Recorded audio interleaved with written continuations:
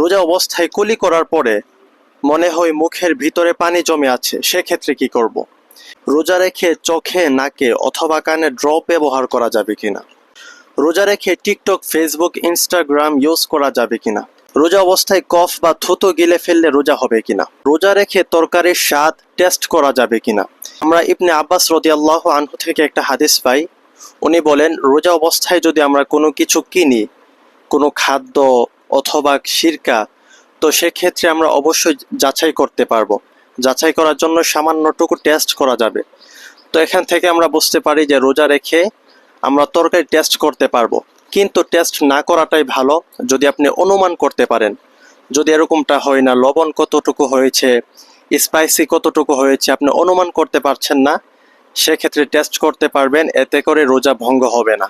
রোজা অবস্থায় কফ বা থুতু গিলে ফেললে রোজা হবে কিনা? আচ্ছা, কফ অথবা থুতু এই বিষয়গুলো হচ্ছে ন্যাচারাল, অটোমেটিকলি আমাদের মুখে আসতে থাকে, যেতে থাকে। তো অনেকে আছেন যে সাবধানতার ক্ষেত্রে খুব সাবধান থাকতে গিয়ে এবং সন্দেহজনক হয়ে সারাদিন থুতু ফেলতে থাকেন। এটা কিন্তু ঠিক না। আপনি যখন সারাদিন থুতু ফেলবেন, আপনি ক্লান্ত হয়ে যাবেন, আপনার গলা শুকিয়ে যাবে, সেক্ষেত্রে কিন্তু আপনি রোজাটা রাখতে পারবেন না। তো রোজা অবস্থায় থুতু কিংবা কফ আপনি গিলে ফেলতে পারবেন, সেক্ষেত্রে আপনার রোজার কোনো সমস্যা হবে না। রোজা রেখে টিকটক, ফেসবুক, ইনস্টাগ্রাম ইউজ করা যাবে কিনা? দেখেন, এখানে একটা বিষয় কি, রোজা কিন্তু শুধু উপোস থাকার নাম, না খেয়ে থাকার নাম রোজা নয়। রোজা হচ্ছে না খেয়েও থাকতে হবে, এরপর হালাল স্ত্রী থেকে বিরত থাকতে হবে, অর্থাৎ সহবাস থেকে।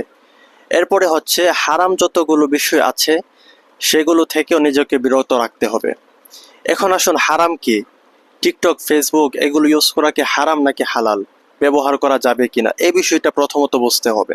আমরা কোরআন হাদিস থেকে রিসার্চ করে বুঝতে পারি যে 5টি জিনিস কমপ্লিটলি হারাম।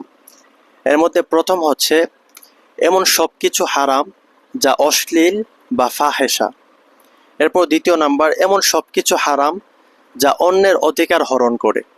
এরপরে আসুন, এমন সব কিছু হারাম যা জুলুম বা অন্যায়। এরপরে হচ্ছে শিরিক করা। এবং লাস্ট বিষয়টা হচ্ছে এমন কিছু করা যার মাধ্যমে ইসলাম অথবা ইসলামের মৌলিক বিষয়ের উপরে আঘাত করবে। তো সেগুলো থাকলে আমরা কমপ্লিটলি হারাম বলতে পারবো। আর যদি এই বিষয়গুলো না পাওয়া যায়, সেক্ষেত্রে আমরা হারাম বলতে পারবো না। তো দেখেন, টিকটক, ফেসবুক, ইনস্টাগ্রাম ইউজ করার ক্ষেত্রে সেই বিষয়গুলো আসছে কিনা। হারাম বা অশ্লীল কন্টেন্ট সেগুলো দেখতে পারবেন না। যদি হালাল কোনো কন্টেন্ট আপনি দেখেন, সেক্ষেত্রে কোনো প্রবলেম হবে না। এরপরে আরও যে বিষয়গুলো আছে, অন্যের সম্মানহানি করা বা কারো সম্পদের উপর আঘাত করা, যদি এই কাজগুলো না করা হয়, এতে করে হারাম হবে না। তো সেক্ষেত্রে আপনি টিকটক, ফেসবুক, ইনস্টাগ্রাম ইউজ করতে পারবেন, এতে কোনো সমস্যা হবে না। কিন্তু হারাম কন্টেন্টগুলো অবশ্যই অ্যাভয়েড করতে হবে। রোজা রেখে চোখে, নাকে অথবা কানে ড্রপ ব্যবহার করা যাবে কিনা? আমরা মেডিকেল সায়েন্স থেকে বুঝতে পারি চোখ, নাক এবং কানের সাথে মুখের সম্পর্ক আছে। তো সেক্ষেত্রে অনেকেরই প্রশ্নটা জাগে যে আমরা রোজা অবস্থায় নাকে, চোখে অথবা কানে ড্রপ ব্যবহার করতে পারবো কিনা। তো এখানে একটা বিষয় দেখেন, আমাদের চোখে অথবা নাকে যখন ড্রপ ব্যবহার করি, ড্রপের যেই মেডিসিনটা অথবা যে লিকুইডটা থাকে, সেটা কিন্তু আমাদের খাদ্যনালী পর্যন্ত পৌঁছায় না। সেক্ষেত্রে আমরা চোখে অথবা কানে ড্রপ ব্যবহার করতে পারবো, রোজা ভঙ্গ হবে না।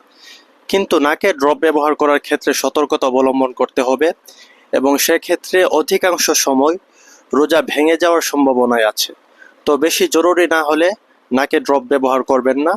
যদি বেশি জরুরি হয়, সতর্কতার সাথে ড্রপ ব্যবহার করবেন, যাতে তার লিকুইডটা আপনার খাদ্যনালী পর্যন্ত না পৌঁছায়, সেক্ষেত্রে রোজা হয়ে যাবে। রোজা অবস্থায় কুলি করার পরে মনে হয় মুখের ভিতরে পানি জমে আছে, সেক্ষেত্রে কি করব?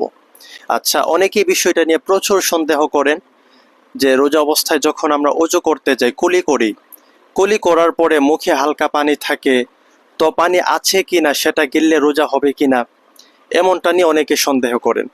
তো এখানে সন্দেহ করার কিছু নাই। রোজা অবস্থায় যখন আপনি কুলি করবেন, কুলি করার পরে যে পানিটা থাকবে এটা যদি ভিতরে চলে যায়, সেক্ষেত্রে রোজা ভঙ্গ হবে না।